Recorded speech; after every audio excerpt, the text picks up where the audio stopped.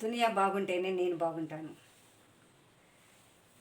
ఈరోజు ముఖ్యంగా ఆషాఢ మాసం మొదలైంది కదా. మనకు శనివారము 6వ తారీఖు ఆషాఢ మాసం మొదలైంది. ఈ ఆషాఢ మాసంలో మనకు ఏమేమి పండుగలు జరుపుకుంటాము అంటే, ముందుగా బోనాలు మొదటి ఆదివారం అయితే బోనాలు స్టార్ట్ అవుతాయి. మొదటి ఆదివారం నుంచి మొత్తము తెలంగాణ మొత్తము బోనాల పండుగ అయితే ఒక్కొక్క వారం ఒక్కొక్క ప్రాంతంలో జరుపుకుంటారు.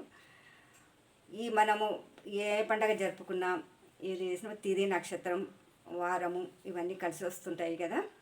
అయితే మనకు 17వ తారీఖు మనకు తొలి ఏకాదశి వస్తుంది. తొలి ఏకాదశి తర్వాత శయన ఏకాదశి అని కూడా అంటారు.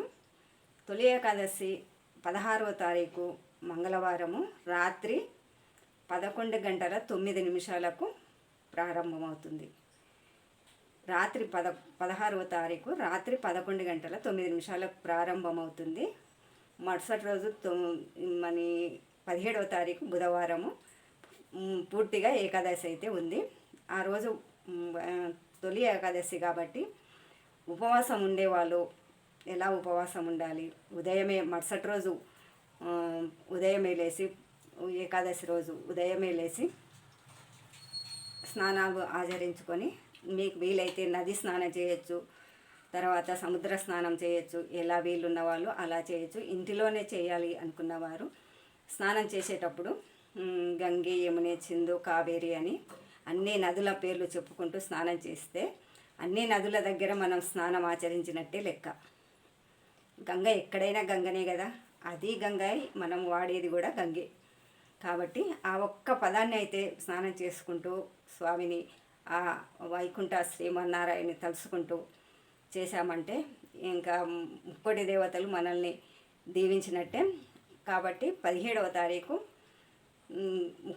తొలి ఏకాదశి శయన ఏకాదశి అని జరుపుకుంటాము. ఉపవాసం ఉండేవాళ్ళు ఆ రోజు మొత్తం ఉపవాసం ఉండి పళ్ళు పలహారము పాలు మాత్రమే దీనికి తీసుకుంటారు. ఇంకా వేరే ఏమి పదార్థాలు అయితే తీసుకోరు. అలా ఉపవాసం పాటించే వాళ్ళు పాటించుకోవచ్చు. కొత్తగా పట్టుకున్న వాళ్ళు కూడా పాటించుకోవచ్చు. కొత్తగా పెళ్ళైన వాళ్ళు కూడా పాటించవచ్చు. ఎందుకంటే వయసులో ఉన్నప్పుడే కదా మనం ఏదైనా ఉపవాసమైనా ఏ వ్రతాలైనా ఓపిక ఉంటేనే కదా మనం చేసేది. కాబట్టి వయసులో తొందరగా పెళ్ళైన వాళ్ళు, పెళ్ళి కాని వాళ్ళు కూడా ఉపవాసం ఉంటే అన్ని సకల కోరికలన్నీ నెరవేరుతాయి. ఆ శ్రీమన్నారాయణుడు లక్ష్మీదేవి మనకు సాష్టాంగుగా మనల్ని దీవిస్తారు.